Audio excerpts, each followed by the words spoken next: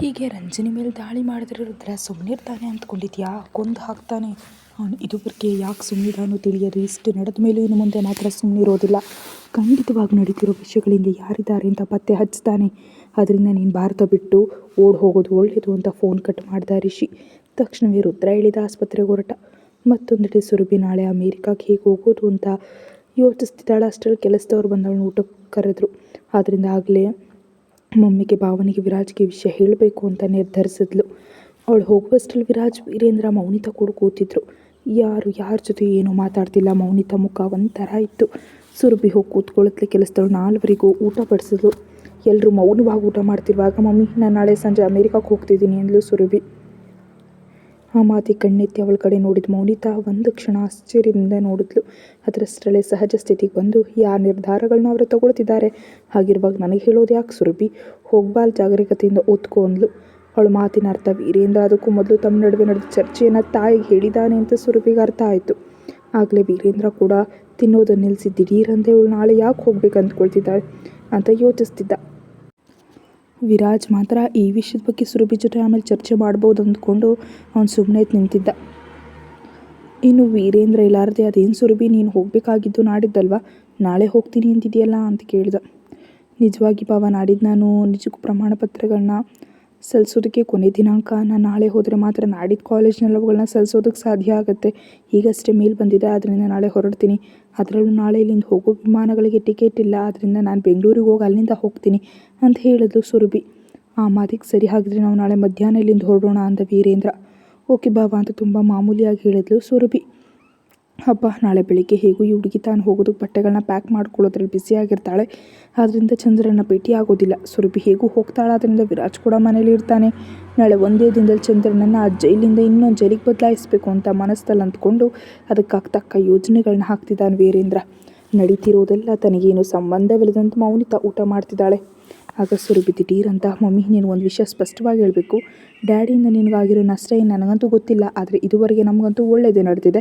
ಅದಕ್ಕೆ ಅವರಿಗಾಗಿ ನಾನು ನಿಲ್ದಿದ್ರೂ ನಿನಗೆ ನಾವಿದ್ದೀವಿ ಎಂಬ ಧೈರ್ಯ ನೀಡಲು ಬಯಸಿದ್ದೀವಿ.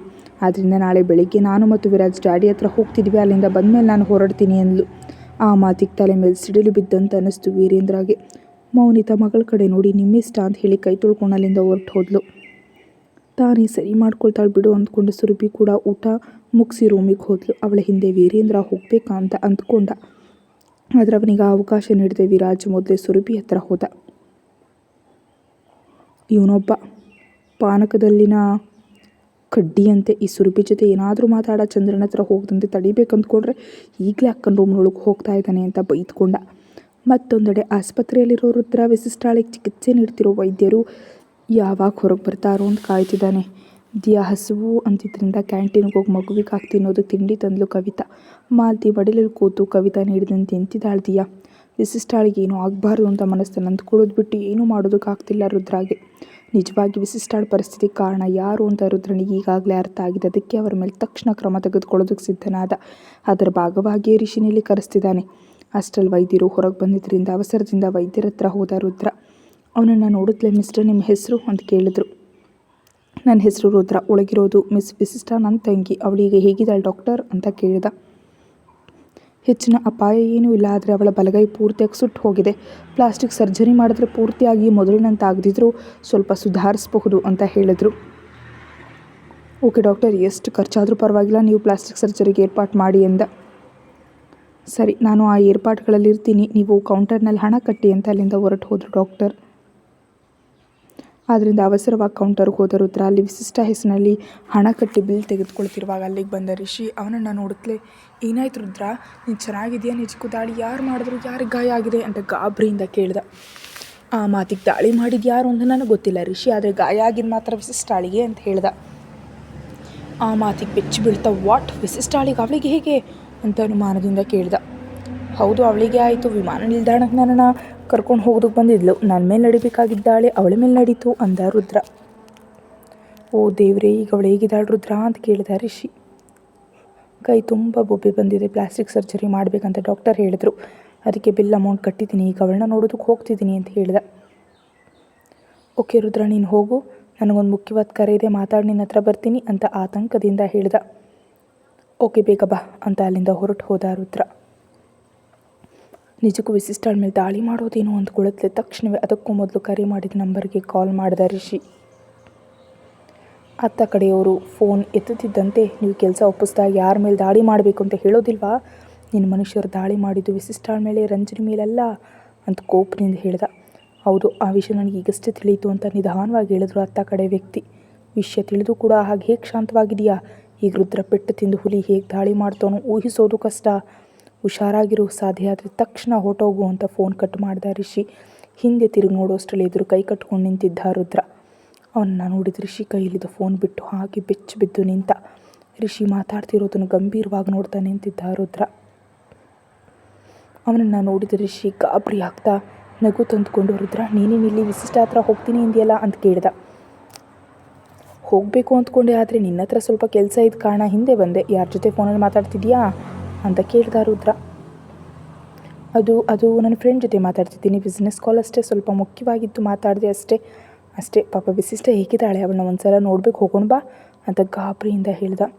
ಆ ಮಾತಿಗೆ ತಡೆದುಕೊಳ್ಳಲಾಗದ ಕೋಪ ಬಂದ ರುದ್ರ ಅವನ್ನ ಎಳೆದ ಕೆನ್ನೆ ಮೇಲೆ ಬಲವಾಗಿ ಒಂದು ಏಟು ಹೊಡೆದ. ಆ ಏಟಿಗೆ ರಿಷಿಗೆ ಕಣ್ಣು ಕತ್ತಲೆ ಬಂದಂತಾಗ ಅಲ್ಲಿದ್ದ ಗೋಡೆ ಹಿಡ್ಕೊಂಡು ಹಾಗೆ ನಿಂತ. ಅವನ ಕಣ್ಣುಗಳು ಮಂಜಾಗ್ತಿದ್ರೆ ನಂಬಲಾಗದಂತೆ ನೋಡ್ತಾ, ರುದ್ರ ಯಾಕೋ ನಾನು ಹೊಡಿತಿದೀಯಾ, ಏನಾಯಿತು ಅಂತ ಗೊಂದಲದಿಂದ ಕೇಳಿದ ರಿಷಿ. ಏನಾಯಿತು ಅಂತ ನಿನಗೆ ಗೊತ್ತಿಲ್ವಾ? ನೀನು ನನ್ನ ಆಪ್ತ ಗೆಳೆಯ ಅಂತ ನಂಬಿದ್ದೆ, ನನ್ನ ಕಂಪ್ನಿಯನ್ನು ಪೂರ್ತಿಯಾಗಿ ನಿನ್ನ ಕೈಯಲ್ಲಿಟ್ಟಿದ್ದೆ, ನಾನು ಪ್ರತಿಯೊಂದು ವೈಯಕ್ತಿಕ ವಿಷಯವನ್ನು ನಿನಗೆ ಹೇಳ್ತಿದ್ದೆ ಅಲ್ವಾ? ಅಂಥದ್ದು ನನ್ನ ವೈಯಕ್ತಿಕ ಜೀವನದಲ್ಲಿ ಇಷ್ಟೊಂದು ತೊಂದರೆ ಕೊಡ್ತೀಯಾ ಅಂತ ಇನ್ನೊಂದು ಏಟು ಹೊಡೆದ. ಆ ಏಟಿಗೆ ಕೆಳಗೆ ಬಿದ್ದ ರಿಷಿ ಮತ್ತೆ ಏಳಲೇ ಇಲ್ಲ. ತಕ್ಷಣ ಹೊರಗಿದ್ದ ತನ್ನ ವೈಯಕ್ತಿಕ ಭದ್ರತಾ ಸಿಬ್ಬಂದಿಯನ್ನು ಕರೆದ ರುದ್ರ. ಅವರು ಬರುತ್ತಲೇ ರಿಷಿನ ಅವ್ರಿಗೊಪ್ಪಿಸಿ, ಇವನ್ನ ನಮ್ಮ ಜಾಗದಲ್ಲಿ ಕಟ್ ಹಾಕಿಡಿ ಅಂತ ಹೇಳ್ದ. ಆದ್ದರಿಂದ ಭದ್ರತಾ ಸಿಬ್ಬಂದಿ ರಿಷಿಯನ್ನು ಕರ್ಕೊಂಡು ಹೋದರು. ಆನಂತರ ರುದ್ರ ತಿರುಗಿ ವಿಶಿಷ್ಟಾಳಿಗೆ ಚಿಕಿತ್ಸೆ ನಡೆಯೋ ಜಾಗಕ್ಕೆ ಬಂದ. ವೈದ್ಯರು ಈಗಾಗಲೇ ವಿಶಿಷ್ಟಾಳಿಗೆ ಮಾಡಬೇಕಾದ ಶಸ್ತ್ರಚಿಕಿತ್ಸೆಗೆ ಎಲ್ಲ ಏರ್ಪಾಡುಗಳನ್ನ ಮಾಡ್ಕೊಳ್ತಿದ್ದಾರೆ. ಅವಳಿಗೆ ಯಾವ ತೊಂದರೆಯೂ ಆಗಬಾರ್ದು ಅಂತ ಕಾಣದ ದೇವರುಗಳಿಗೆ ಹರಕೆ ಹೊರ್ತಿದ್ದಾರೆ ಮಾಲತಿ, ಕವಿತಾ. ಈಗ ವಿಶಿಷ್ಟಾಳಿಗೆ ಏನಾದರೂ ಹೆಚ್ಚು ಕಡಿಮೆ ಆದರೆ ತನಗೆ ಎಷ್ಟೋ ಬೆಂಬಲವಾಗಿರೋ ತನ್ನ ಅತ್ತೆ ಶಶಿಕಲಾ ಅವರಿಗೆ ಉತ್ತರ ನೀಡೋದಕ್ಕೆ ಸಾಧ್ಯ ಇಲ್ಲ ಅಂದ್ಕೊಂಡ ರುದ್ರನಿಗೂ ತುಂಬ ನೋವಾಗ್ತಿದೆ. ಅಷ್ಟರಲ್ಲಿ ಅವನಿಗೆ ಕರೆ ಮಾಡಿದ್ಲು ವಸುಂಧರ. ತಾಯಿಯಿಂದ ಫೋನ್ ಬಂದಿದ್ದರಿಂದ ಆ ಸಮಯದಲ್ಲಿ ಫೋನ್ ಎತ್ತೋ ಆಸಕ್ತಿ ಇಲ್ದಿದ್ರು, ಈಗ ಎತ್ತದಿದ್ರೆ ಮತ್ತೆ ಮಾಡ್ತಾಳೆ ಅಂತ ಕರೆ ಸ್ವೀಕರಿಸಿ, ಹೆಲೋ ಮಮ್ಮಿ ಅಂತ. ಹೆಲೋ, ಎಲ್ಲಿದೆಯಾ ರುದ್ರ? ಇನ್ನೂ ಮನೆಗೆ ಬಂದಿಲ್ವಲ್ಲ, ಯಾಕೆ ಅಂತ ಕೇಳಿದ್ಲು. ಈಗ ಅವಳಿಗೆ ವಿಷಯ ತಿಳಿಸಿ ಗಾಬರಿ ಮಾಡೋದು ಇಷ್ಟ ಇಲ್ಲದೆ, ನಂಗೆ ಸ್ವಲ್ಪ ಕೆಲಸ ಇದೆ ಮಮ್ಮಿ, ಇವತ್ತು ಮನೆಗೆ ಬರೋದಕ್ಕಾಗೋದಿಲ್ಲ, ನಾಳೆ ಬರ್ತೀನಿ ಅಂತ ಹೇಳ್ದ. ಅದೇನು ರುದ್ರ, ನಗರಕ್ಕೆ ಬಂದು ಮನೆಗೆ ಬರದೇ ಇರೋದು ಯಾಕೆ? ಆ ವಿಶಿಷ್ಟ ಎಲ್ಲಿದ್ದಾಳೆ? ಅವಳಿಗೆ ಫೋನ್ ಮಾಡಿದ್ರು ಎತ್ತುತ್ತಿಲ್ಲ ಅಂತ ಕೇಳಿದ್ಲು ವಸುಂಧರ. ಅವಳು ನನ್ನ ಹತ್ರ ಇದ್ದಾಳೆ, ನಾವು ನಾಳೆ ಮನೆಗೆ ಬರ್ತೀವಿ, ಅಲ್ಲಿವರೆಗೆ ಜಾಗರೂಕತೆಯಿಂದಿರೋ, ಸುಮ್ಮನೆ ಫೋನ್ ಮಾಡಿ ಪೀಡಿಸ್ಬೇಡ ಅಂತ ಫೋನ್ ಇಟ್ಟ ರುದ್ರ. ಇವನೇನೋ ನನಗೆ ಯಾವುದಕ್ಕೂ ಸರಿಯಾದ ಉತ್ತರ ನೀಡೋದಿಲ್ಲ, ಈಗ ಇವರಿಬ್ಬರು ಎಲ್ಲಿಗೆ ಹೋಗಿದ್ದಾರೆ ಅಂತ ಬೇಸರಗೊಂಡ್ಳು ವಸುಂಧರ. ಆ ರಾತ್ರಿ ವಿಶಿಷ್ಟಾಳಿಗೆ ಶಸ್ತ್ರಚಿಕಿತ್ಸೆ ಆರಂಭಿಸಿದ್ರು. ಬೆಳಗಿನವರೆಗೆ ನಡೆಯಿತು. ಕವಿತಾ, ಮಾಲತಿ, ರುದ್ರ ಮೂರು ತುಂಬ ಹೊತ್ತು ನಿದ್ದೆ ಮಾಡದೆ ಅಲ್ಲೇ ಇದ್ದರು. ತೀಯಾ ನಿದ್ದೆ ಮಾಡಿದ್ರಿಂದ ಆಸ್ಪತ್ರೆಯಲ್ಲಿ ಒಂದು ರೂಮ್ ತಗೊಂಡು ಅಲ್ಲಿ ಮಗುವನ್ನು ಮಲಗಿಸಿ ಕವಿತಾ, ಮಾಲತಿಯನ್ನು ಕೂಡ ಅಲ್ಲೇ ಇರಿಸಿ ತಿರುಗಿ ವಿಶಿಷ್ಟಾಳಿಗೆ ಶಸ್ತ್ರಚಿಕಿತ್ಸೆ ನಡೆಯೋ ಜಾಗಕ್ಕೆ ಬಂದ ರುದ್ರ. ವೈದ್ಯರು ಯಾವಾಗ ಹೊರಗೆ ಬರ್ತಾರೋ ಅಂತ ಕಾಯ್ತಿದ್ದ. ಮತ್ತೊಂದೆಡೆ ಬೆಳಗಾಗತ್ಲೆ ಸುರಭಿ ತಾನು ವಿದೇಶಕ್ಕೆ ಹೋಗಬೇಕಾದ ಲಗೇಜ್ ಪ್ಯಾಕ್ ಮಾಡ್ಕೊಂಡು ಸಿದ್ಧವಾಗಿಟ್ಕೊಂಡ್ಳು. ಆನಂತರ ಸಿದ್ಧವಾಗಿ ವಿರಾಜ್ ಜೊತೆ ಮೆಟ್ಟಿಲು ಇಳಿತಿದ್ರೆ ಕೆಳಗೆ ಅವರಿಗಾಗಿ ಕಾಯ್ತಿದ್ರು ಮೌನಿತಾ ಮತ್ತು ವೀರೇಂದ್ರ. ಅದರಿಂದ ವಿರಾಜ್, ಸುರಭಿ ಒಬ್ಬರು ಮುಖ ಒಬ್ಬರು ನೋಡ್ತಾ ಕೆಳಗೆ ಬಂದರು. ಮಮ್ಮಿ, ನಾವು ಡ್ಯಾಡಿಯನ್ನು ನೋಡ್ಕೊಂಡು ಬರ್ತೀವಿ, ಇವತ್ತು ನಾವು ಹೋಗೋಬ್ರಿಗೆ ಯಾವುದೇ ಕೆಲಸ ಇಟ್ಕೊಳ್ಬೇಡಿ, ಮನೆಯಲ್ಲಿರಿ ಅಂತ ಹೇಳಿದ್ಲು ಸುರಭಿ. ಅದಕ್ಕೆ ತಲೆ ತೂಗಿದ್ಲು ಮೌನಿತಾ. ಈ ಅತ್ತೆಗೇನು ಹೆಚ್ಚಾಗಿ ಪ್ರತಿಕ್ರಿಯಿಸ್ತಿಲ್ಲ, ಹೋಗಬಾರ್ದು ಅಂತ ಗಟ್ಟಿಯಾಗಿ ಹೇಳಿದ್ರೆ ಇವ್ರು ನಿಲ್ಲೋದಿಲ್ವಾ ಅಂತ ತನ್ನೊಳಗೆ ತಾನು ಅಂದ್ಕೊಂಡ ವೀರೇಂದ್ರ. ಇನ್ನೊಮ್ಮೆ ಯೋಚಿಸು, ನೀನು ಅಲ್ಲಿಗೆ ಹೋಗೋದು ಅತ್ತೆಗೆ ಇಷ್ಟ ಇಲ್ಲ, ಅವರ ಮಾತನ್ನು ಮೀರಿ ಅವ್ರನ್ನ ಭೇಟಿ ಮಾಡೋದಷ್ಟು ಅಗತ್ಯನಾ ಅಂದ. ನಾನು ಹೋಗೋದು ಅಮ್ಮನಿಗೆ ಇಷ್ಟ ಇಲ್ವೇ, ನಿನಗೂ ಇಷ್ಟ ಇಲ್ವೇ ಬಾವಾ ಅಂತ ಕೇಳಿದ್ಲು ಸುರಭಿ. ಆ ಮಾತಿಗೆ ತಡಬಡಾಯಿಸ್ತಾ ಏನೋ ಉತ್ತರ ಹೇಳೋದಕ್ಕೆ ಹೋದ ವೀರೇಂದ್ರ. ನೋಡು ಬಾಬಾ, ಅಮ್ಮನಿಗೆ ಇಷ್ಟ ಇಲ್ಲ ಎಂಬ ಕಾರಣಕ್ಕೆ ಈ 4 ವರ್ಷಗಳಲ್ಲಿ ನಾನು ಯಾವತ್ತೂ ಡ್ಯಾಡಿಯನ್ನು ಭೇಟಿ ಮಾಡೋದಕ್ಕೆ ಹೋಗಿಲ್ಲ. ಈಗಲೂ ಅವ್ರಿಗೆ ನಾನು ಇದ್ದೀವಿ ಅಂತ ಧೈರ್ಯ ನೀಡೋದಕ್ಕೆ ಹೋಗ್ತಿದ್ದೀವಿ. ಅಷ್ಟಕ್ಕೂ ಕೇವಲ ಅವ್ರನ್ನ ಭೇಟಿ ಮಾಡ್ತೀವಿ ಅಂದರೆ ನೀವ್ಯಾಕೆ ಹೀಗೆ ವರ್ತಿಸ್ತಿದ್ದೀರಿ? ನೀನು ಯಾಕೆ ರಾತ್ರಿಯಿಂದ ಬೇಡ ಅಂತಿದೆಯಾ ಅಂತ ಕೇಳಿದ್ಲು ಸುರಭಿ. ಮೊದಲ ಬಾರಿಗೆ ಅವಳಷ್ಟು ಗಟ್ಟಿಯಾಗಿ ಮಾತಾಡ್ತಿರೋದನ್ನು ಕಂಡು ವೀರೇಂದ್ರ ಇನ್ನೂ ಏನು ಮಾತಾಡೋದಕ್ಕೆ ಸಾಧ್ಯ ಆಗಲಿಲ್ಲ. ಅದರಿಂದ ಮೌನಿತಾ ಮಗಳ ಕಡೆ ನೋಡಿ ಸುರಭಿ, ನೀನು ಅಥವಾ ಇವನು ಅವರ ಹತ್ರ ಹೋಗೋದ್ರಿಂದ ನನಗೇನು ನಷ್ಟ ಇಲ್ಲ, ಆದರೆ ನನಗೆ ಮಾತ್ರ ಅದು ಇಷ್ಟ ಇಲ್ಲ ಅಷ್ಟೇ. ನನ್ನ ಮಕ್ಕಳು ನನಗಿಷ್ಟ ಇಲ್ಲದ ಕೆಲಸ ಯಾಕೆ ಮಾಡ್ತಿದ್ದಾರೆ ಎಂಬ ನೋವಷ್ಟೇ ನನಗಿದೆ. ನಾನು ಸುಮಾರು 25 ವರ್ಷಗಳವರಿಗೆ ಒಂದು ಒಳ್ಳೆಯ ಜೀವನ ನೀಡಿದೆ. ಈಗ ನನಗೆ ಅಡ್ಡಿ ಅಂದ್ಕೊಂಡೆ ಅದಕ್ಕೆ ದೂರ ಮಾಡಿದೆ. ಆದರೂ ಅವರಲ್ಲಿ ಎಲ್ಲ ಕೈದಿಗಳ ಥರ ಇಲ್ಲ, ಅವರಿಗೆ ವಿಶೇಷ ಚಿಕಿತ್ಸೆ ಸಿಗುವಂತೆ ಮಾಡಿದ್ದೀನಿ. ಆದ್ದರಿಂದ ಸಾಯೋವರೆಗೆ ಅವರು ಸಂತೋಷವಾಗಿ ಅಲ್ಲೇ ಇರಬಹುದು ಅಂದ್ಲು. ಆ ಮಾತಿಗೆ ಸಣ್ಣಗೆ ನಕ್ಕು, ಸ್ವಾತಂತ್ರ್ಯ ಇಲ್ಲದೆ ನೀನು ಏನು ಮಾಡಿದ್ರೆ ಏನು ಮಮ್ಮಿ? ಸರಿ, ಅದೆಲ್ಲ ನಿನ್ನಿಷ್ಟ. ನಾನು ಮಾತ್ರ ಅವ್ರನ್ನ ಕಂಡು ಬಂದ ಮೇಲೆ ವಿದೇಶಕ್ಕೆ ಹೋಗ್ತೀನಿ. ಬಾಬಾ ಸಿದ್ಧವಾಗಿರು ಅಂತ ಹೇಳಲಿಂದ ಹೊರಗೆ ನಡೆದ್ಲು ಸುರಭಿ. ಇನ್ನು ವಿರಾಜ್ ಅವರಿಬ್ಬರ ಜೊತೆ ಮಾತಾಡೋ ಅಗತ್ಯವೇ ತನಗಿಲ್ಲ ಅಂದ್ಕೊಂಡು ಸುರಭಿ ಹಿಂದೆ ಹೊರಗೆ ಹೋದ. ಈಗಾಗಲೇ ವಿರಾಜ್ ತನ್ನ ತಂದೆಯನ್ನು ಭೇಟಿ ಮಾಡೋದಕ್ಕೆ ಅನುಮತಿ ಪಡೆದಿದ್ದರಿಂದ ಇವರು ನೇರವಾಗಿ ಚಂದ್ರನನ್ನು ಭೇಟಿ ಮಾಡೋದಕ್ಕೆ ಒಳಗೆ ಹೋದರು. ಒಂದು ಹಾಲ್ನಲ್ಲಿ ವಿರಾಜ್ ಮತ್ತು ಸುರಭಿ ಕಾಯ್ತಿರುವಾಗ ಅಷ್ಟರಲ್ಲೇ ಒಳಗೆ ಬಂದ ಚಂದ್ರ. ಅವನ ವಯಸ್ಸು ಈ 4 ವರ್ಷಗಳಲ್ಲಿ ತುಂಬ ಹೆಚ್ಚಾದಂತ ಅನ್ನಿಸ್ತು. ಕೂದಲೆಲ್ಲ ಬೆಳ್ಳಗಾಗಿದೆ, ಗಡ್ಡ ಕೂಡ ಬಿಳಿಯಾಗಿದೆ, ಸರಿಯಾದ ಪೋಷಣೆ ಇಲ್ಲದೆ ಮನುಷ್ಯ ಅರೆಹುಚ್ಚನಂತಿದ್ದಾನೆ. ಇವನೇನ ಒಂದು ಕಾಲದಲ್ಲಿ ಮಂತ್ರಿ ಪದವಿಯಲ್ಲಿದ್ದವನು ಎಂಬ ಸಂಶಯ ಬಂತು ಸುರಭಿಗೆ.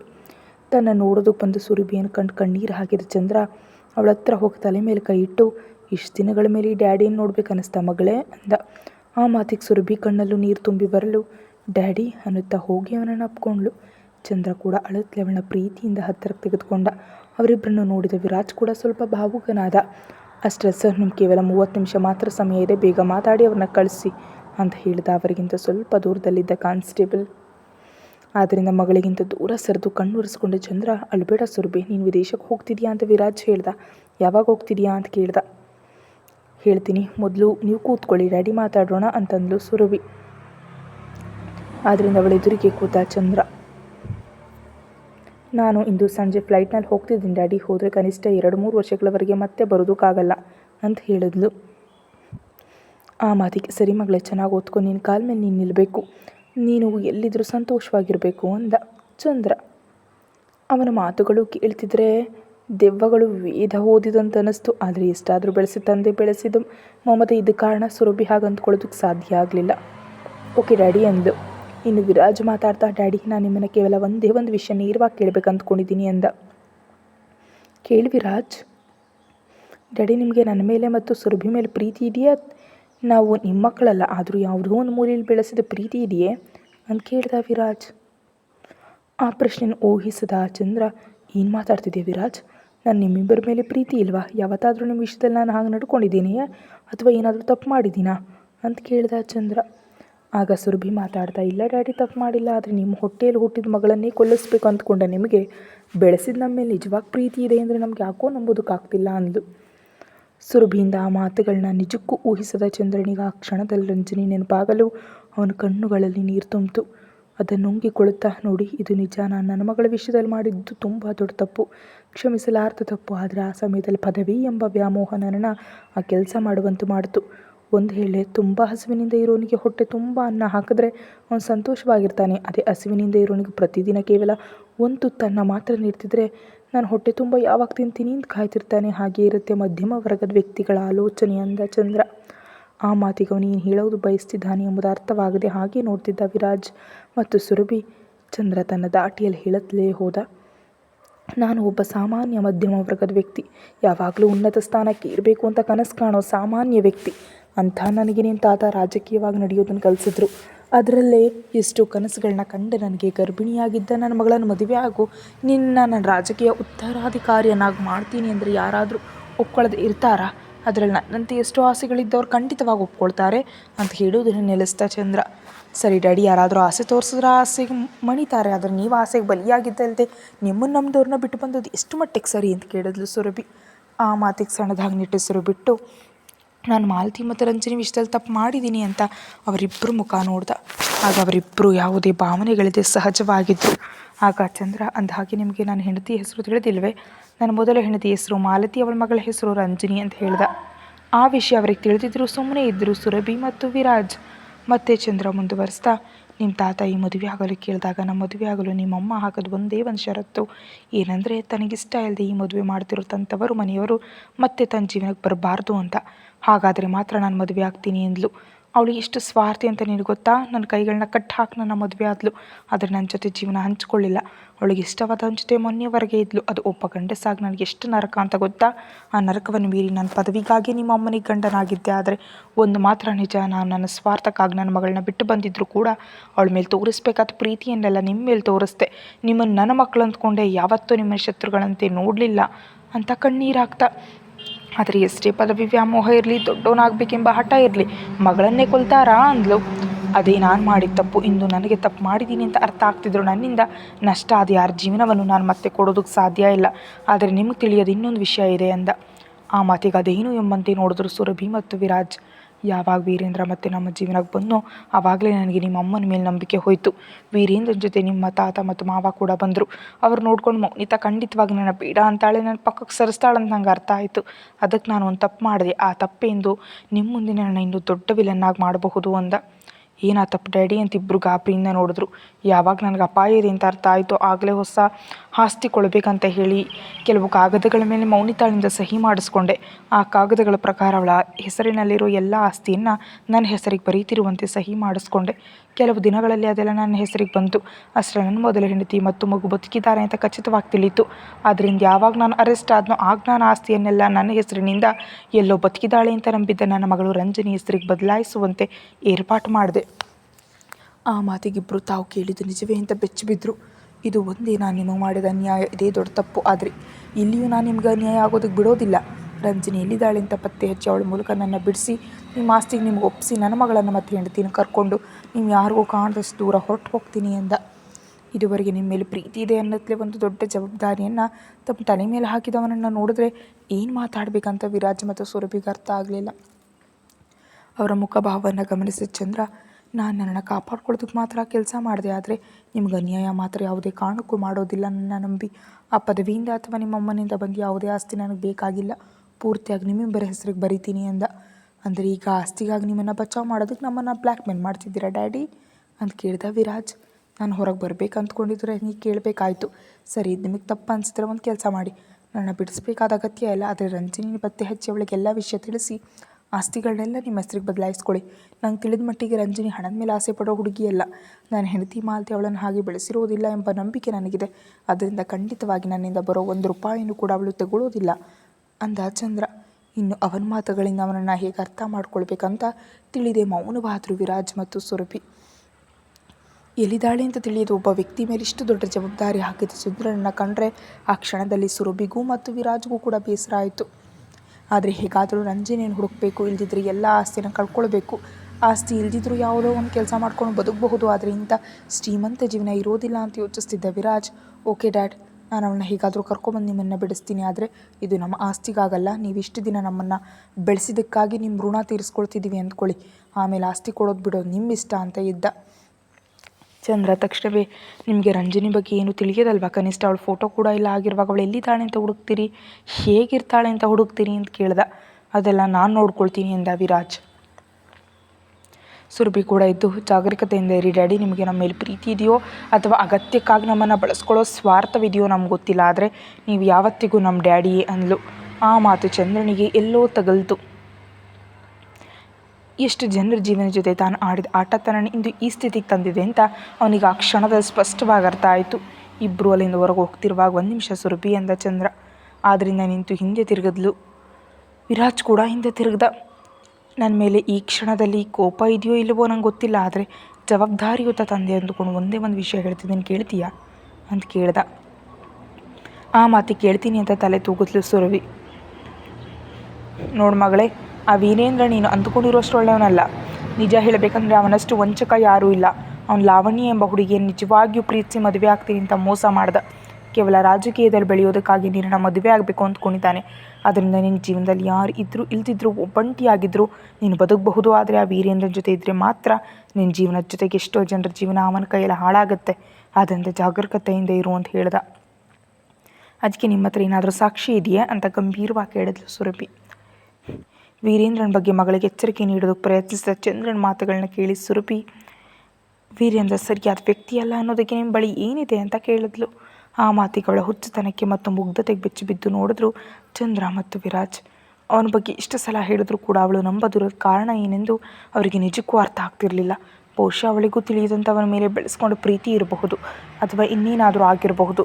ಅದರ ಮೊದಲು ಆಶ್ಚರ್ಯ, ಆದರೂ ನಂತರ ಅವಳನ್ನ ನೋಡಿ ಸಣ್ಣ ನಗು ನಕ್ಕ ಚಂದ್ರ, ನೀನು ಈ ಮಾತು ಕೇಳ್ತೀಯ ಅಂತ ನನಗೆ ಗೊತ್ತು ಸುರಭಿ ಅನ್ನುತ್ತಾ ಜೇಬಿನಿಂದ ಒಂದು ಪೆನ್ ಡ್ರೈವ್ ತೆಗೆದವಳ ಕೈಗಿಟ್ಟು, ನೀನು ಇದನ್ನು ಇಲ್ಲೇ ಹಾಕಿ ನೋಡಬೇಡ, ವಿದೇಶಕ್ಕೆ ಹೋದ್ಮೇಲೆ ಓಪನ್ ಮಾಡು.